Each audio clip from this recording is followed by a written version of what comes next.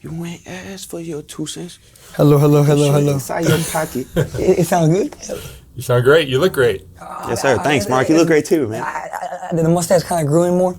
I try to get like a little like shape up, but yeah, people thought I was Spanish. I'm like Caucasian and Italian. You need the handlebar, bro. You're Italian? Yeah, I'm Italian and just Italian and I think Greek, a little Greek. Greek? What the fuck? I didn't know that. Yo, that's tough. Yeah, That's actually dope. Asian God. So Chris and Clay, you guys are back. Yes, sir. We're the back. boys are back. Yeah. The boys are back. It's been a year and a half, I think. Yeah, it's been a long time. Yeah, it feels like forever, to be honest. It's been a roller coaster since then, It man. feels like 10 years, but What's going on since we did our first talk? a lot. I don't even know where to start, bro. Oh my God. A lot has changed. Definitely, like me and him are definitely we're still best friends. I still have Tourette's. Yo, I still got Tourette's. But I don't know if there's a cure for that. yeah, I tried medicine, but the doctor's not trustworthy. It's you, brother. Are you guys still using psych meds? Yeah. I really want to get off my meds, but it like... Yeah, I haven't. But what happens when you go off? Because my bipolar shit, I have bipolar type 1, so I like have manic episodes. I just tweak out. I want to get off them. I'm on such a high dosage of it. Yeah, I definitely got, what's the word? Like overdosed. Is that not the right word? Like I was prescribed too much, you know what I mean? Yeah.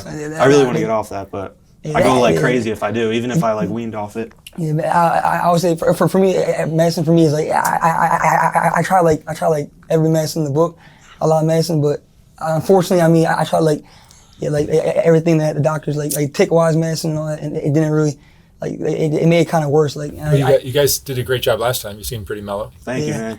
I definitely. I'm still on nicotine.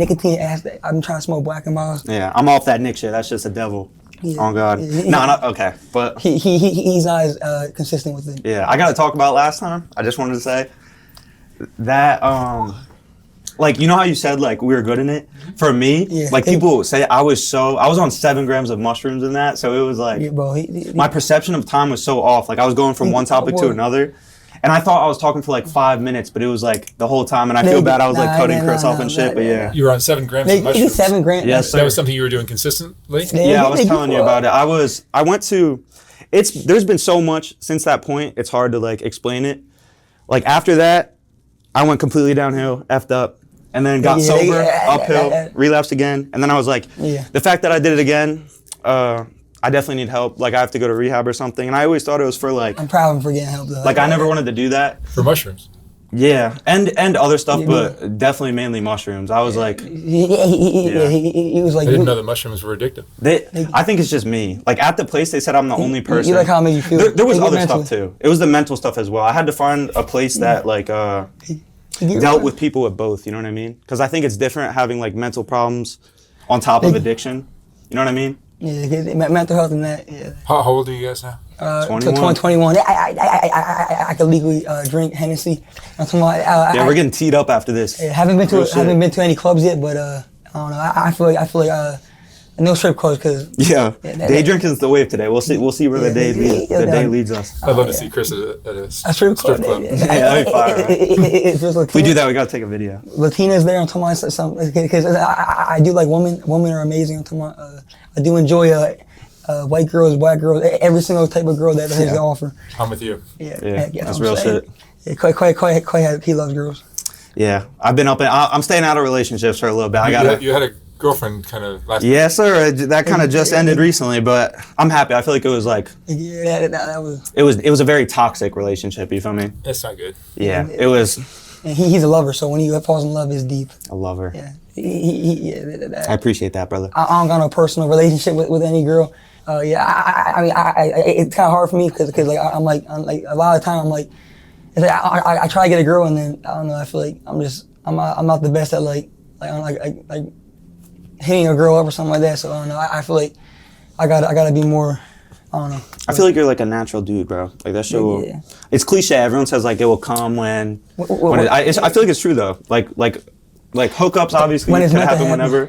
But I feel like if you actually find a solid girl, that will happen like naturally. You know what I'm saying, Mark? Yeah, I can see Chris finding someone who accepts him as he is, and then he's gonna appreciate her more than any guy ever because of her acceptance of him. Yeah, that's very true. My older brother was like, my brother Julian, he always messes with me. He goes like, there's like girls on TikTok that have like Tourette's, and he's always like, he like DMs them like saying like you should talk to them. I mean, if a girl has Tourette's, that would be a good collaboration because we both understand how it goes and stuff. So I don't know, bro. Any girl conversations. Yeah, that's what I'm saying. Like, that should be crazy. Any girl that wants a good man, hit my boy up. He'll treat you right. Same here. He's very talented at being a good kid and so on. He's reliable. So your dad was dealing with cancer last time we spoke. Yeah, he's doing a lot better now. He definitely is. He's not doing chemo anymore. He's still, I don't know like all the medical terms for it, but he's doing so much better. He's healthy. He looks healthy too. Yeah. Thank you, bro. That's one of those things. Like, you know how I was saying my perception of time? Like, I was just blurting shit out. Like, I was like, my dad has cancer, this, that. It was so. It was definitely. But yeah. Well, that's kind of what we do. Thank you for asking about that. Yeah. His dad's like my stepdad. My kids, we're always together, so I'm always seeing my man and but stuff. you have your mom and dad, Chris? Me and him are neighbors. Yeah. So like. No, but you have your mom and dad? Yeah, I do. Yeah, I got my mom and dad. Yeah, it's good. Like, my mom and dad are like they're definitely like really good parents. My dad's good.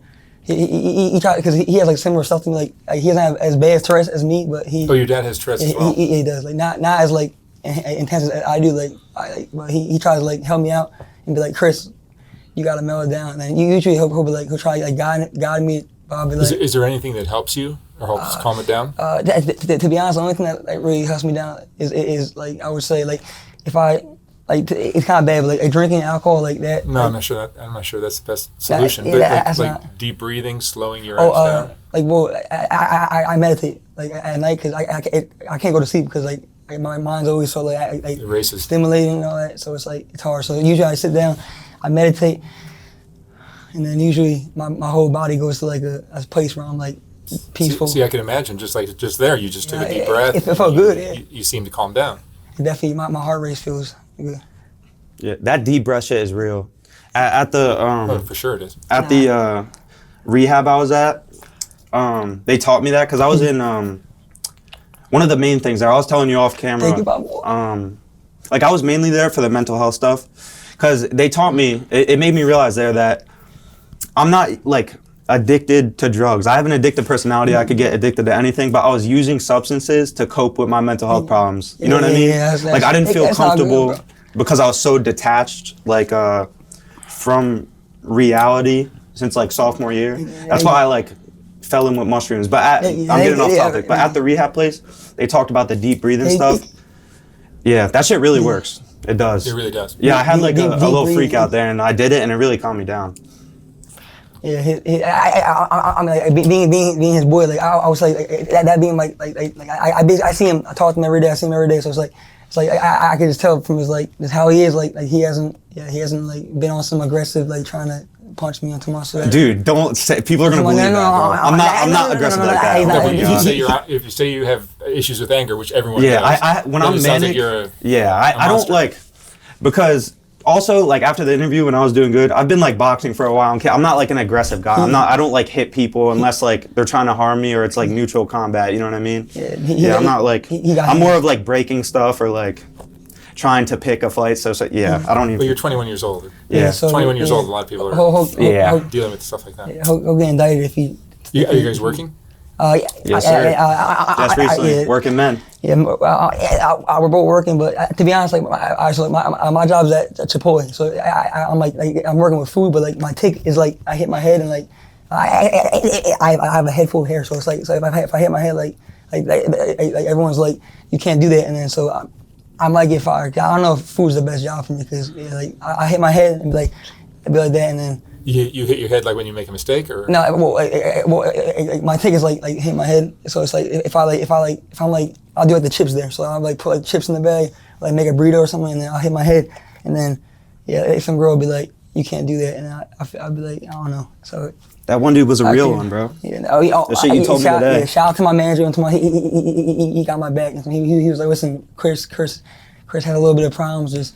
Like he was there. Are you working the front line at Chipotle? At the register, so it's like it's kind of It's like I don't. Because there's guys working in the back there too. Yeah. I work at the register and I work in the back, so it's like I go back and forth. But Yeah, that, like, I mean, I do love money, so like working with money, like account change and stuff like that, I'm definitely talented at that. But besides that, like the communication part is good, but like the whole like tick thing is awkward. It's awkward as hell because a customer will come in and be like, look at me, and I have a tick, and I'll be like yeah, it's kind of weird.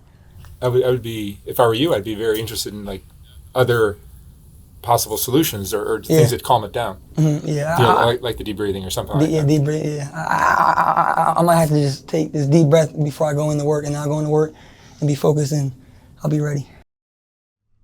Even though Soft White Underbelly consists of a lot of videos, it's really still a photography project to me.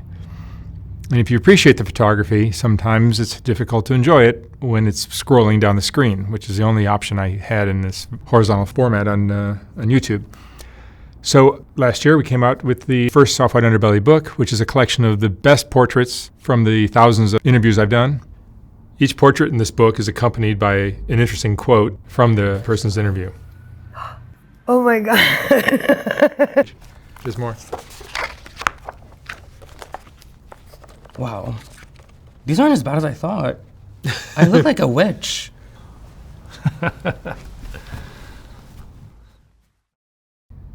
I will not be reprinting this book when it sells out. So once it's gone for good. You can order yours at softwhiteunderbelly.org. $125, $150 for a signed copy. And thank you for watching.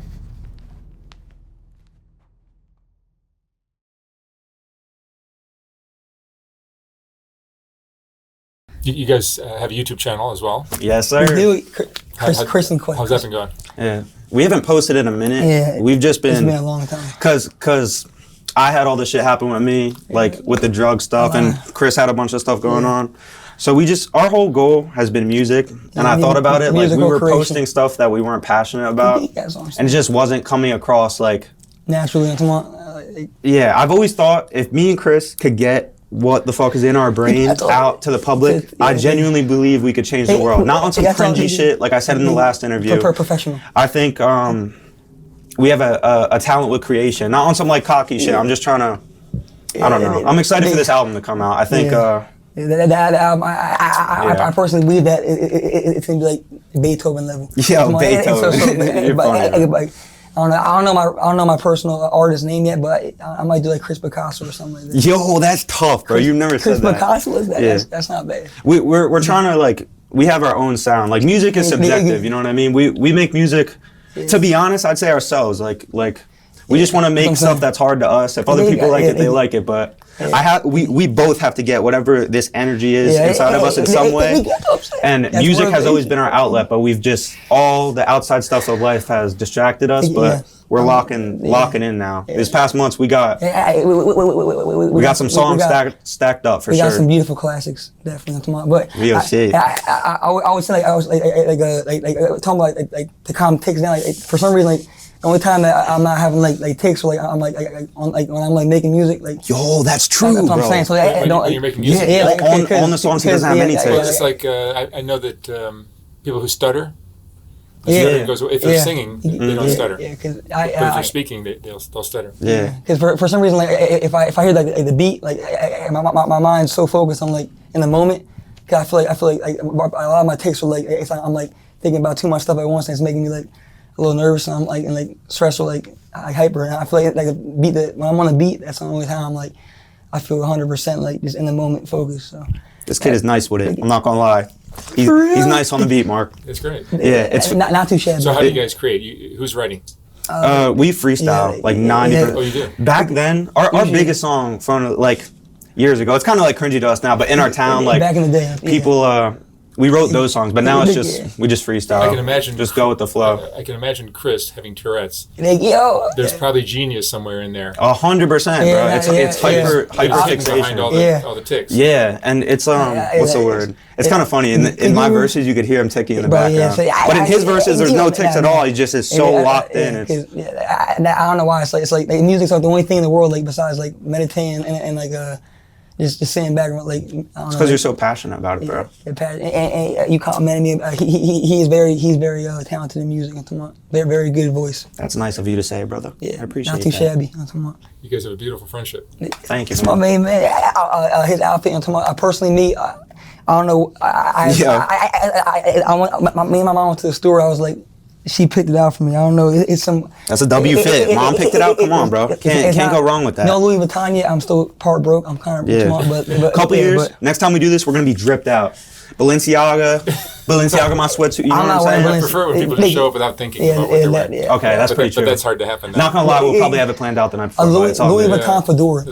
Yo, Louis, that'd be tough, bro. I want to get a handlebar, but my mom said you look good with a handlebar mustache. That shit would look sick. My brother always calls me like a pedophile. It's kind of weird, but because everyone says like I look like because the mustache, but I think I look handsome. You do. I fuck with it, bro. It's a look, for sure. Yeah. So the comments, my viewers loved you guys last time.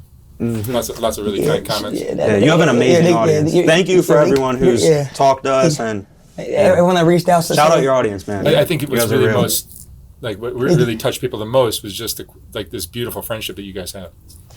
Yeah, that definitely. Like I feel like that's something. A lot of people I've learned do not have friends. Yeah. I never cause me and Chris, it's just naturally us, and we've been like this since elementary school. You know what I mean? So it honestly made me like very grateful for everything, cause like that's what I'm saying. It put it into perspective. You know what I mean? For sure. What made you guys connect first when what grade were you? I think to be honest, like we was like a pretty big friend group. I would say, but like me and Quay weren't close. I'd say like 4th grade. We would fight when we were first friends until 6th grade. We couldn't be in the same presence as each other. If I saw him in public, if I saw him, smoke. No. If I saw him in public, I would make eye contact with him and be like, "Motherfucker." Bro. So it was kind of awkward. But what changed it? I think it's music, bro. I think it probably is just both of our paths, and I think also me and Chris both have something that we can't control. I've learned from the rehab place I can control to an extent with coping skills, and I hope that with Tourette's there's some way. What are you trying to control? My bipolar stuff. My manic episodes, because that's like someone at the rehab place. Shout out to Hill and shout out Joey, real ass motherfucker. My boy Joey. Sahil said. Controlling your emotions separates a man from a boy, and that shit hit me. That hit deep. I've been thinking about it different. That is definitely. But I think that's why we're boys, because like when I would have manic episodes, people want to go as far as you can because it looks like that's just my personality. You know what I mean? Yeah. I think we both have something. It's a lot different with Tourette's and bipolar disorder, but we both have something we can't control. You know what I mean? So I think we like. Yeah, that's what I'm saying. We can relate to each other in that way, you know what I mean? And we have all the same interests, so. Especially him, like, cause he would have like episodes like and stuff like that, and like I just get his bipolar, him telling me about his bipolar, I have my own stuff, and he was always there for me, so I was like, so when he goes through it, like I'm just the same for him, like I'm always there for him and stuff, so. I feel like we're close because, first of all, because listen, it's my main man. But I feel like the thing that pieces all the puzzle together is beautiful. I don't know, it just all works out together. Glazing. No, I'm just kidding. Clay, explain to me what bipolar disorder is glazing? Like for you. It's fucked up, bro. I noticed it there. The place I went to put it into perspective without the stuff. I'm trying to think of a good way. I want to articulate myself correctly with this. So what's an example of how it shows itself? Hey, right now, I seem like a nice guy, right? And I am. I have good intentions. I would never hurt a single person unless it's in kickboxing or boxing, unless it's in combat. I'm not a violent person. I don't want to hurt anyone. But when I have those manic episodes, it's thoughts and things that would never, ever, a million years be in my mind. And they just, I learned that I completely detach myself from it because it genuinely does not see. For me right now, it's not me at all. That person that I am when I'm manic is not me. And I know people with bipolar disorder can relate to that. Two different people. Chris knows too, and that's why he could understand because he knows like the real me. He knows that I'm not that when I'm manic. You know what I mean? It actually how he is as a person. Yeah, I think the biggest thing with it is like after the episodes, reflecting on what you did and said, and it's not you in your natural mindset, right? But you have to be like, bro, that is fucking me. Like that was physically me that did that. I said it. It's a weird thing. Yeah, that definitely is. That shit's whack though, but I like it. Like Kanye said, what was it? I hate being bipolar. It's awesome. Real shit. Yeah, shout out bipolar. I'm sure there are good qualities that come with it too. Yeah, I think like the Tourette's, like he said with that, I feel like having that mental stuff in general, that's what I'm saying. like, can make you very creative. You know what I mean? And you have to find a different outlet to get out that energy and emotion you have that is so powerful. The built up energy. That's what I'm saying. Definitely. Over the years, especially recently, I can definitely tell he. My bad. I'm sorry. He has ADHD too. It's hard for him to stay focused. I'm off ADHD meds too, so if I seem a little different, I'm not on anything. I'm just, I'm not on, I'm actually, sober. My ADHD, I don't want to take ADHD meds anymore because I got addicted to them, you know what I mean? So I just like my ADHD. I fuck with it, you know? It's me, I don't want to like. I'm comfortable with ADHD. The bipolar thing, I only have to take meds because it's like, I'm affecting other people around me. I can't, like, it's not like a safe thing for me to not be medicated with that, but ADHD, I like ADHD. Definitely needs bipolar meds. What things have you guys learned since the last time you were here? A lot.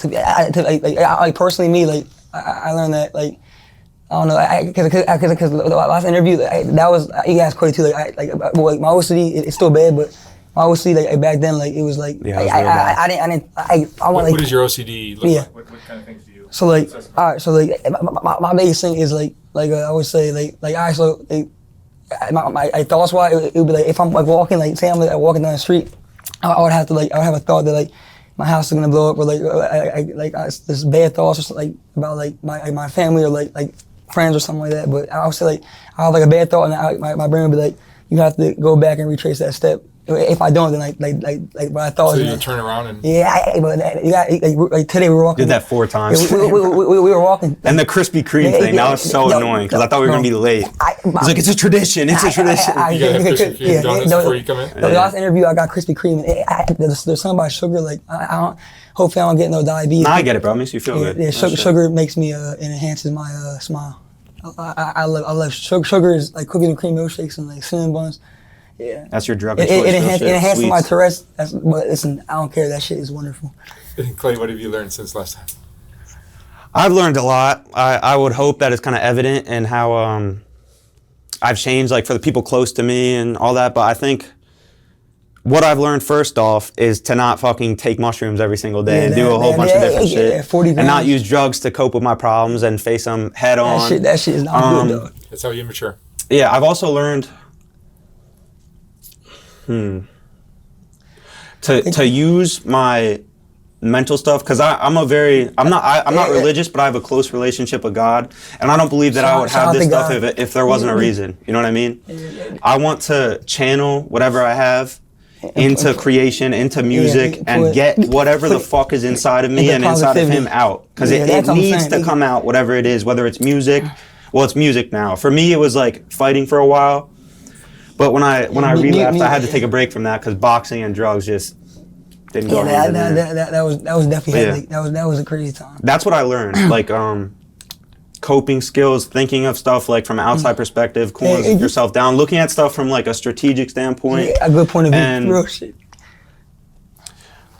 I guess strategic is the best way to put it. I don't know if that's the right word to use. Like a different perception. Just intelligent, not just acting off emotion, and like, you know what I mean? Listening to my conscience before I do things. You feel me? That's definitely something. Because I think the brain is so complex, like that, because like emotionally, like my tics and all that. But I realize that if I just focus my energy and my brain capacity on one thing, that I'm just gonna. I just gotta stay focused. Yeah, that's that hyperfixation shit with ADHD. Yeah, we were talking about that. ADHD is a superpower. It really is. Bro, you can use it for positivity. I think so too. With that brain shit he said, that's why I got addicted to mushrooms too, because I felt that I had full accessibility to my brain. It only became a problem when I started incorporating other drugs.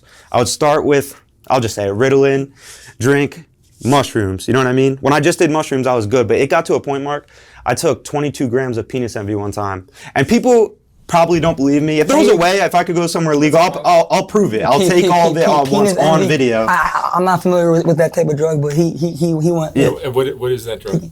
It's mushrooms. It's one of like the best strains of mushrooms, but I would get, like, because of my depersonalization, which I hope I could talk about later if I don't forget, but with the mushrooms, I think I was able to handle such high doses because I experienced the depersonalization. And a part of like my humanity, I don't know if humanity is the word, that kind of sounds cringe, but a part of me died, so it allows me to like have a very high tolerance with psychedelics. You know what I mean? Yeah, no, definitely. But Mark, I've been to. I told Chris about this. I wanted to say this here just because it's like a good example of it. It's in your brain. I would get when I took the 20 grams, right? There was like visuals, there's stages of it, like the visuals, blah blah blah. Like I just play Xbox, listen to fucking.